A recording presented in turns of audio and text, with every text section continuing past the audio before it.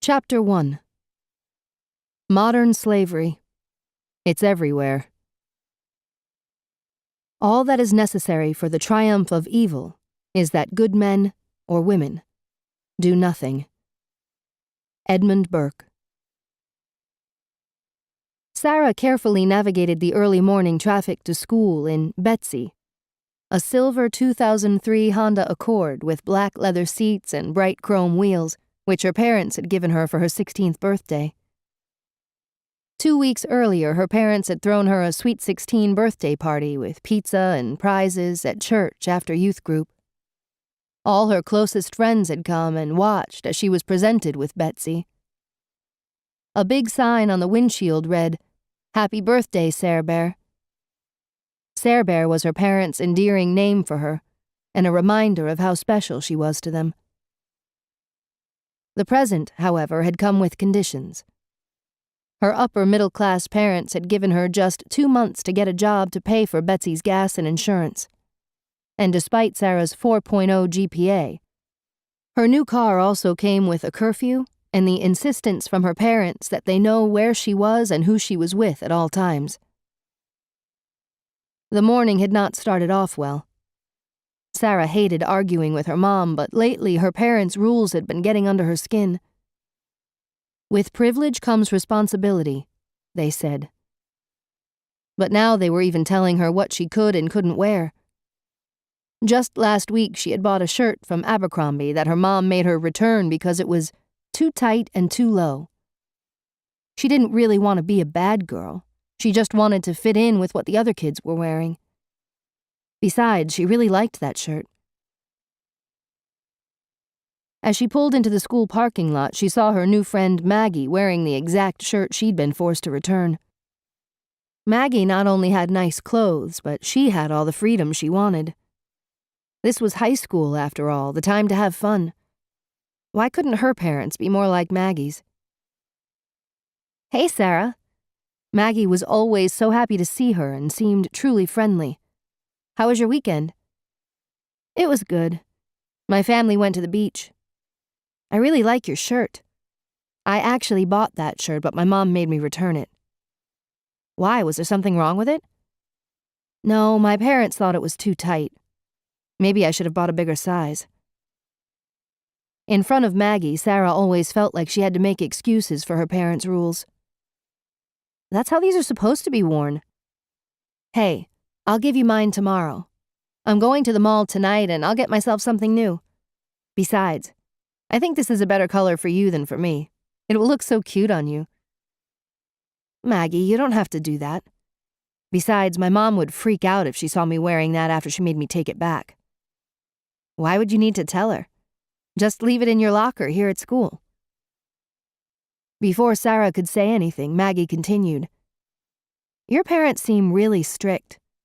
I'm trusted to make my own rules. I don't have curfews. I do what I want when I want to do it." That sounded good to Sarah, especially after the way she and her parents had been butting heads lately. They said she was rebellious, but how could she not be? They didn't seem to understand her or her needs. They had no idea what it was like to be a teenager today. The next day, Maggie came not only with the coveted shirt, but with another one as well.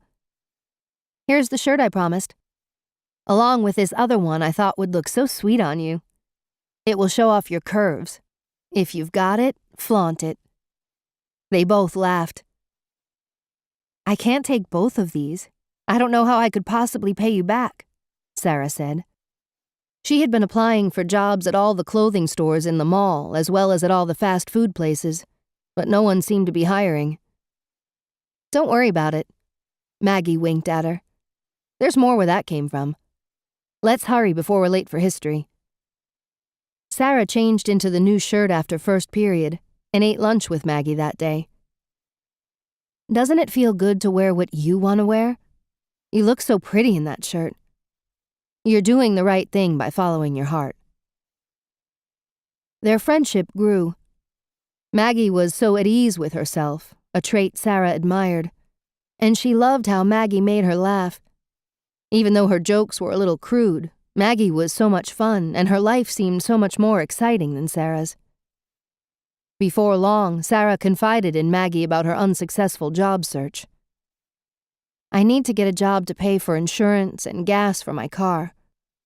Plus, I want to be able to buy some clothes to keep at school so my parents can't forbid them," she said with a sigh. "Hey, the work I do is really easy. I can totally set you up," Maggie offered. "All you have to do is go on a date with this guy. You'll have to make out a little, but it won't be a big deal. And I can get you $40 for it, which should cover your gas for the week." "Who's the guy?" "No one we know. He's older and just a little lonely. You just have to pretend you really like him for a couple of hours. It's easy money." $40 to go out on a date?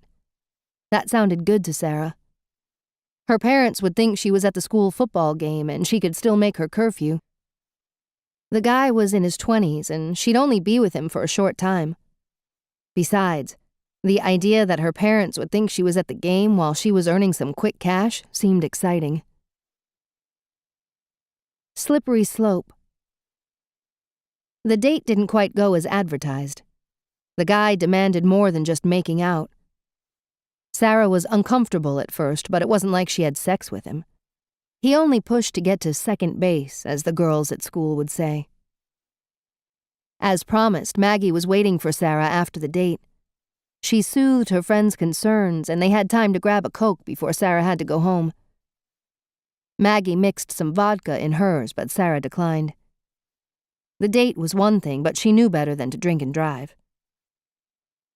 As they chatted, Maggie shared her weekend plans, which included not just one date, but two, and with different men no less. How Sarah envied her newfound friend. Sarah, however, had no idea Maggie wasn't just a friend. She was actually what is known in sex trafficking as a bottom bitch. In a pimp's stable, the group of girls that he sells, there is continuous competition to be his favorite. The bottom is the most loyal and has a higher status both with him and within the stable. She can do many things the other girls can't, such as arrange dates for the other girls, collect money, train and discipline other girls, and recruit. However, she still has a monetary quota to meet by having her own prostituted dates. Befriending Sarah was just part of Maggie's job. Sarah's weekend crawled by. Comparing Maggie's life to hers made hers seem even more boring. Sarah felt a little conflicted about what she had done on Friday, but at least she wasn't a square, to use Maggie's terminology, like some of the other girls she knew from church. Sarah wouldn't find out until later that the word square is used in sex trafficking circles to define anyone not involved in prostitution, or what is more likely than not, forced prostitution. At school Monday morning, Maggie said that Sarah had really been a hit with her Friday date, and he wanted to get together with her again. They arranged for Sarah to meet him after school that Wednesday.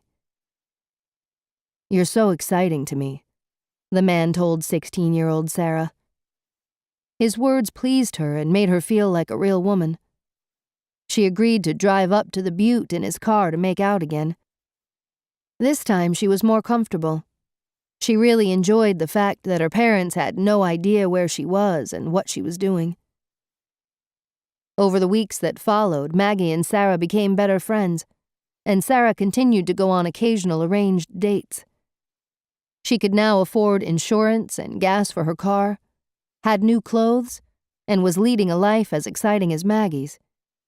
Besides, the lie she had told her parents about her new job was buying her extra time away from home. The increased fighting with her parents was unfortunate, but worth it because, in addition to her new job, Sarah had a new romance. Maggie had introduced Sarah to her friend Ace. They were now secretly boyfriend and girlfriend. Sarah thought about him constantly. She was in love for the first time in her life, and he seemed to adore her. He had introduced her to sex, and loved her in ways she'd never even known existed. "The fact that I was your first makes me love you all the more," he said. Sarah had previously believed having sex outside of marriage was wrong, but now she was so in love with Ace, and she knew one day they would be married. She felt that somehow this justified their relationship. During the month they'd been together, Ace had bought her new clothes, perfume, music, and DVDs. He told her that he had never met anyone like her, that she was special, and their love was eternal. They talked about living a wonderful life together. No one had ever cared for her in the way Ace did, and she was convinced he was right about everything. She realized now that her parents didn't really love her at all. Their so-called love was just about controlling her life. His love showed her what she really wanted, not just what they wanted her to be. Admittedly, he did sometimes hurt her. Nonetheless, she wanted to be with him all the time. She would do anything for Ace. She had recently come to believe that's what a person does when it's true love. She knew there were other girls in Ace's life, but he told her that she was the only one he really cared about. "That's the biz," he said. He was referring to the dating service where Maggie worked. He told her he had to mingle with all the girls to keep them on the straight and narrow. She guessed they were prostitutes, but after meeting them, that didn't seem to matter. They were just real people. Somehow they didn't seem as bad as she'd been led to believe. And as Ace said, business was business. Over the next few weeks, her feelings for Ace deepened. He always did little things to prove his love for her, like the time he sent all the other girls away so they could share the night together in a nice hotel. She came close to getting caught by her parents, who thought she was at her friend Sally's house. The narrow escape made her realize that if she and Ace were ever going to have the life they dreamed of, she would have to leave home. She was prepared to do whatever it took to preserve their love. Fake love and real love. One day, Sarah drove over to Ace's for their usual lunchtime together. "I have to move to Vegas and I want you to come with me," he told her. "I can't live without you, Sarah. I've never loved anyone the way I love you, and we will be so happy there. No more hassles from your parents, and we can be together all the time." They left for Vegas about an hour later, after ditching Sarah's car in the school parking lot. When they reached Sacramento 12 hours later, they met up with some of Ace's friends. "We need money, baby. All the other girls are back in Seattle. I know you'll be with me in your heart, but I need you to do these guys for us." Sarah was surprised, but she knew the game. Besides, no matter what, she and Ace were together. She would think of him while she was with the others. The next morning, Sarah was still reliving the nightmare of the night before. She had heard of gang rape, but she had never been roughed up and humiliated as she had that night. Part of Sarah wanted to believe that she and Ace would soon have their life together in the big, beautiful house they had talked about. As she handed Ace the cash from the night before, Ace questioned her firmly to be sure she was giving him all of the money, including tips. He tried to tone down his demands by saying, "That's the biz, you know that." And she did know that. Pimps always get 100% of the earnings. "Don't worry, baby, we're going to be living the dream soon," Ace said. But despite his assurances that she wouldn't have to do this forever, Sarah knew she had just been turned out and was now a working girl. She had no doubts about her new nightly duties. Men would pay her for sex and she would bring the money back to Ace. A mere 3 months after she'd met Maggie, a life of pain and pretending had just begun.